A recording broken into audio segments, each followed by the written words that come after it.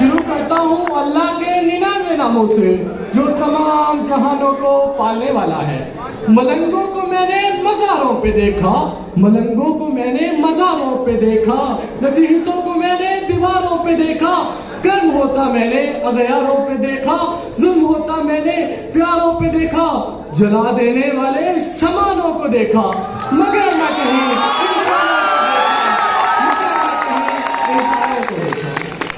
صدر عزیز وقار اور میرے ہم وطن پاکستانیوں, السلام علیکم.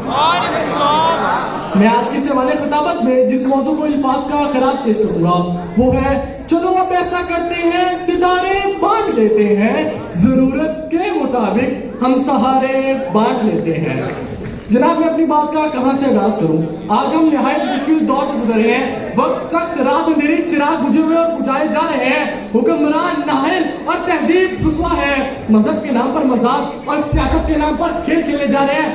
آج تاریخ سیاہ اور عبرتناک عنوان لکھ رہی ہے. آج بھی پنجاب کی سڑکوں کی تقدیر, سندھ کے ایڈوکیٹ کی تذلیل اور پی ایچ ڈی کی ڈگریاں ٹیلی فون پر تقسیم کی جاتی ہے. آج بھی کالے قانون بنا کر انسانیت کی توہین کی جاتی ہے. آج بھی شرفا غربا پر ظلم کرنے کو فخر سمجھتے ہیں. آج ڈگریاں لیے لوگ مارے پھر رہے ہیں, لیکن ٹک ٹاک کی ایک ویڈیو ان سب پر جاری ہے.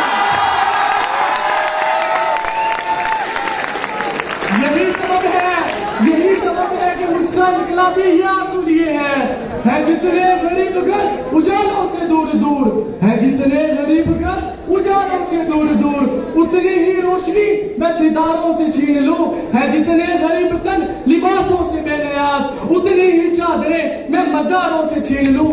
اتنی تو ہمتیں ہوں میری کم سے کم بلند کہ شاہوں کے تاج فقط اشاروں سے چھین لوں.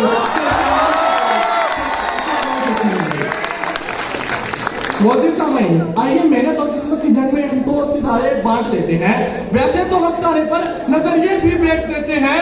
ارے اس شہر کے اندھے لوگ ہیں, فرمان بیچ دیتے ہیں. تم ذرا اپنا دام تو بدلو, ایمان بیچ دیتے ہیں. ادھر الٹی گنگا بہتی ہے, لوگ خواب بیچ دیتے ہیں. جناب قیمت کی بات ہے, لوگ زمین بیچ دیتے ہیں.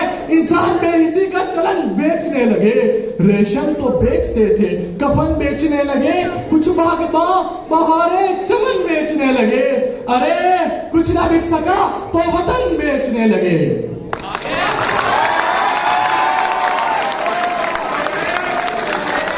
صدر جی کا اسلامی جمہوریہ پاکستان ہونے کے باوجود, اسلام کا نظام ہونے کے باوجود 40% سے زیادہ لوگ غربت کی شرح سے نیچے زندگی گزار رہے ہیں اور 5% عیش و عشرت میں مگن دولت کے انبار لگائے جا رہے ہیں اور ملک کے آئین کی توہین کر اس کا مذاق اڑائے جا رہے ہیں. ارے صداقت, عدالت اور شجاعت کا درس تو اسی روز تک ہو گیا تھا جب ملک کی اشرافیہ غفلت میں ڈوبی ہوئی تھی اور لیاری کا بچہ سسک کر مار رہا تھا اور کہہ رہا تھا یا اللہ مجھ سے میری زندگی چھین لے تاکہ جنت میں جا کر کھانا کھا سکوں.